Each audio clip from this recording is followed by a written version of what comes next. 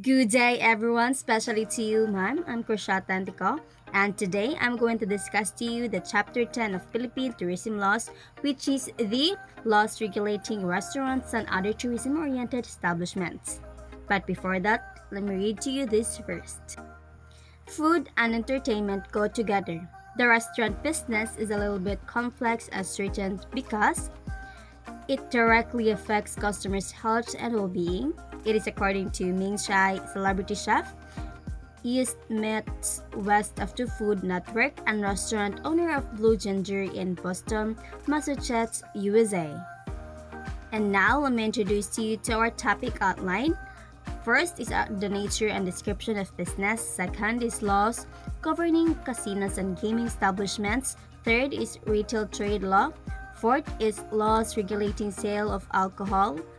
Fifth is laws regulating churches, monuments, national shrines, landmarks, and other important historic edifices. And five is vandalism. Six is poisoning, and lastly is the thief.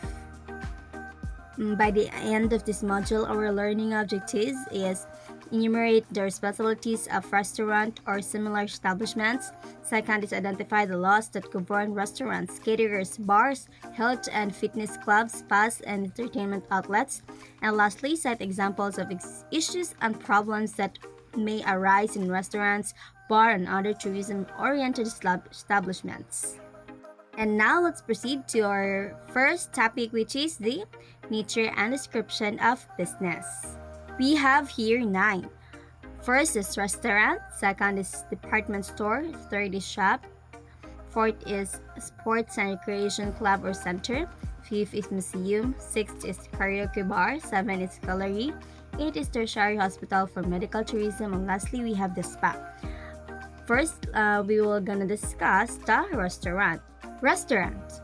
It is a locally and environs, including approaches, shall be with proper ingredients and egress. The facade and the architectural features of building shall be appropriately designed. There shall be an adequate secured parking space provided for fee to customers. A receptionist shall be available to usher guests. A waiting lounge with a telephone shall also be provided. Restaurants may take many forms such as casual dining restaurant, fine dining restaurant, fast food or quick service restaurants, and cafes or coffee shops, and cafeterias and bakeries. Examples of bars and pubs are Blue Onion. And now let's proceed to second and third topic, which is the shops and department stores. The establishment should be fronting a major street or thoroughfare, or is it situated in shopping center or mall. The entrance and display windows should be attractively designed and adequately illuminated. The furniture, decor, or the establishment should be presentable and functional at all times. The shop should be fully air-conditioned, well-maintained. Restrooms should be provided for by the establishment itself. In the event that shop is located in a shopping mall or commercial building, the common or public restrooms should be made available to the clients or visitors. In case of a department store, it should be a edifice or building, or maybe part of the shopping mall or center. A parking area should be made available to client, and there should be appropriate direction signs. All members of the staff be well-groomed, courteous, and efficient at all times. Good displays in the shop windows and showcases should be provided with clearly written price tags. A wide selection of goods should be in stock.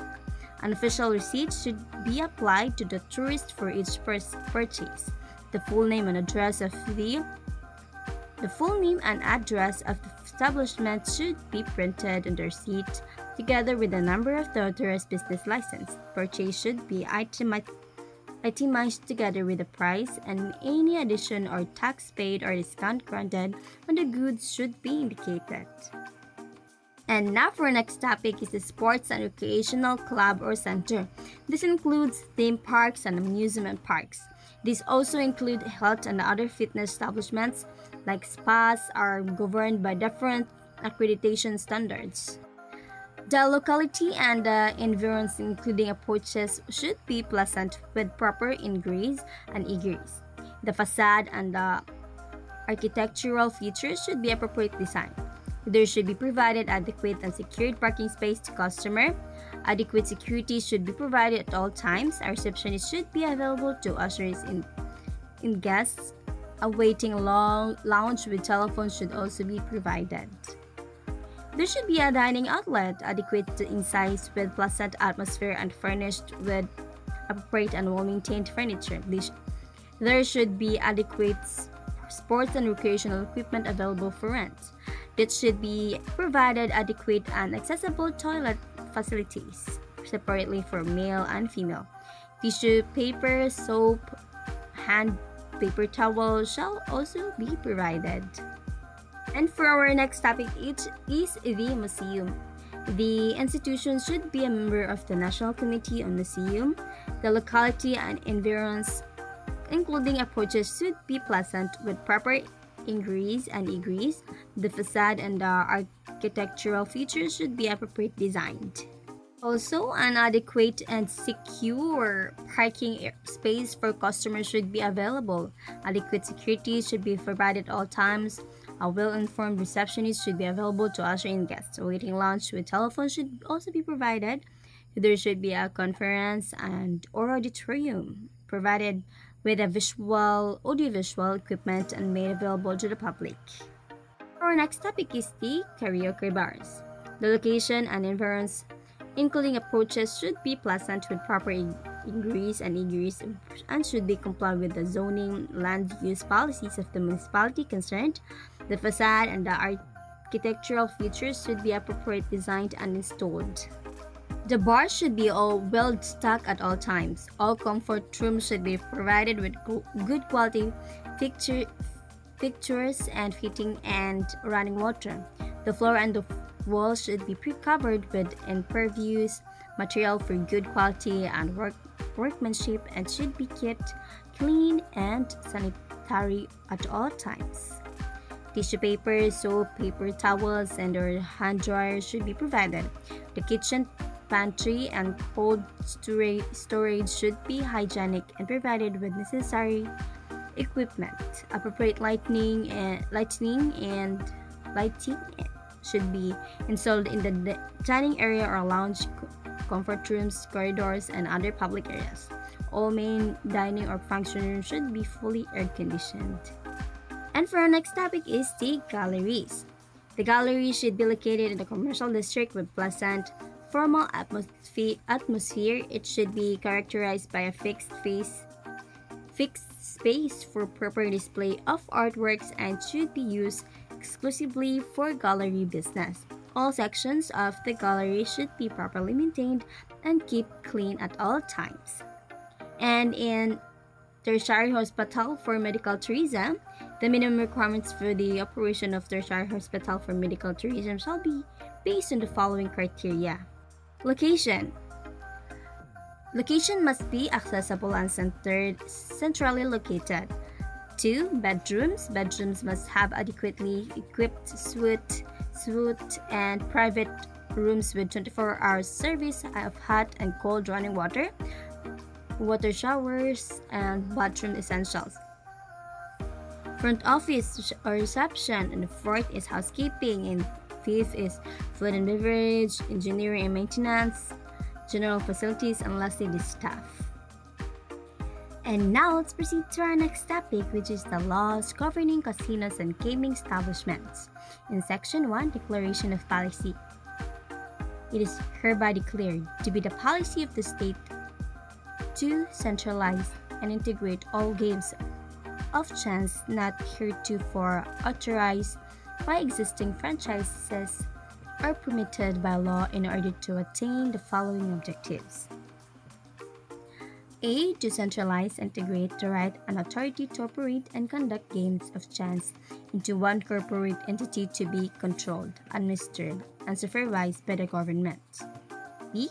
To establish and operate clubs and casinos for amusement and recreation, including sports gaming pools like baseball, football, lotteries, and etc., and such other forms of amusement and recreation, including games of chance, which may be allowed by law within the territorial jurisdiction of the Philippines and which will want to generate source of additional revenue to fund infrastructure and social civic projects such as flood control programs, beautification, sewerage and sewage project, tulungan ng bayan centers, nutritional programs, population control, and such other essential public services. Second is create creational integrated facilities which will expand and improve the country's existing tourist attractions. And lastly, to minimize, if not totally, eradicate the evils and malpractice and corruptions that are normally prevalent in the conduct and operation of gambling clubs and casinos without direct government involvement. In the Section 2, Philippine Amusement and Gaming Corporation, or PAGCOR, creation and purpose to implement state policy and pursue the objectives set forth in the preceding section, there is hereby created a body corporate to be known as the Philippine Amusement and Gaming Corporation. The Philippine Gaming and Amusement Corporation, or PAGCOR, a government-owned and controlled corporation, was established to regulate all games of chance in Philippines. It was born in 1976, created by the President Marcos to oversee the operation of gaming casinos to generate funds for the government's development project and to help curb illegal gambling. And by the virtue of Presidential Decree 1869, the Philippine Amusement and Gaming Corporation has been granted a period of 25 years, renewal for another 25 years. It has been granted the rights, privilege, and authority to operate and maintain gambling, casinos, clubs, and other recreational or amusement places, sports and gambling pools like basketball, football, lotteries, and etc. Whether on land or sea within the territorial jurisdiction of the Republic of the Philippines. And now let's proceed to another topic, which is the Retail Trade Law. The Retail Trade Law Liberalization Act of 2000 was enacted on March 7, 2000, which specifically repealed Republic Act 1180, otherwise known as the Retail Trade Nationalization Law. By virtue of Retail Trade Liberalization Act of 2000, the Philippine retail industry is hereby liberalized to encourage Filipino and competitive retail trade sector in the interest of empowering the Filipino consumer through lower prices, higher quality goods, and better services, and wider choices. This is in line with the policy of the state to promote consumer welfare in attracting, promoting, and welcoming productive investments that will promote tourism and create more jobs. The Act defines retail trade to cover any act, occupation, or calling of habitual selling direct to the general public, merchandise, commodities, or goods for consumption, but the restriction of the Act shall not apply to restaurants incidents to the hotel business. By way of comparison, the Consumer Act of Philippines defines consumer products as goods which are primarily for personal, family, household, or agricultural purposes, which shall include but not limited to food, drugs, cosmetics, and devices. Consumer Act of the Philippines. And now let's proceed to another topic, which is the laws regulating sale of alcohol. The National Internal Revenue Code, the National Internal Revenue Code of 1997, as amended by Republic Act number 9334, December 21, 2004, has imposed excise taxes on the purchase of alcohol. The excise taxes two rates shall be based on the classification of the alcohol content as provided under the law. In the local government code under said every local government unit shall exercise the powers expressly granted, those necessarily implied therefrom, as well as powers necessary, appropriate, or incidental for its efficient and effective governance, and those which are essential to the promotion of the general welfare. Local government units shall ensure promotion of health and safety and maintenance of peace and order within their respective territorial jurisdiction. In addition, each local government unit has the authority to enact ordinance intended to prevent, suppress, and impose appropriate penalties for habitual drunkenness in public places and juvenile delinquency. Thus, each local government unit may enforce administrative orders or enact ordinances within their respective jurisdiction with respect to the regulation of the sale of alcohol to minors in bars or restaurants, violation which may be a ground of revocation or license by the local government unit concerned. And now for our next topic is the laws regulating churches, monuments, national shrines, landmarks, and other important historic edifices. By the virtue of Presidential Decree number 260, August 1, 1973, the following has been declared the national shrines, monuments, and landmarks. First is the Santa Ana Site Museum in Manila. Second is the Roman Catholic Churches of Pawai and Bacara in Ilocos Norte. Third is the San Agustin Church in Liturgical Objects therein in Intramuros, Manila. Fourth pillar in Zamboanga City, the petroglyphs of the Rax Shelter in Angono, Rizal, the petroglyphs of Alab Bantok, the stone agricultural calendars of Dap I Giday in Bisao Buntok, the mummy caves of Kabayan, Benguet, Sagada, and Alab Buntok, the Ifigaw rice terraces of Panawe as national cultural treasures, the Variation Church in Malolos, Bulacan, Tirad Pass in Cervantes, Ilocos Sur, the Miagao Church in Miagao, Iloilo, the site of the Battle of Mactan in Mactan Island, Cebu, the San Sebastian Church in Quiapo, Manila, and lastly, the Church and Convent of Santo Niño in Cebu. The Santa Ana Site Museum in Manila, the Roman Catholic Churches of Pawai and Bacara, and in Ilocos Norte, the San Agustin Church and Liturgical Objectives therein in Intramuros, Manila. Fourth pillar in Zamboanga City, the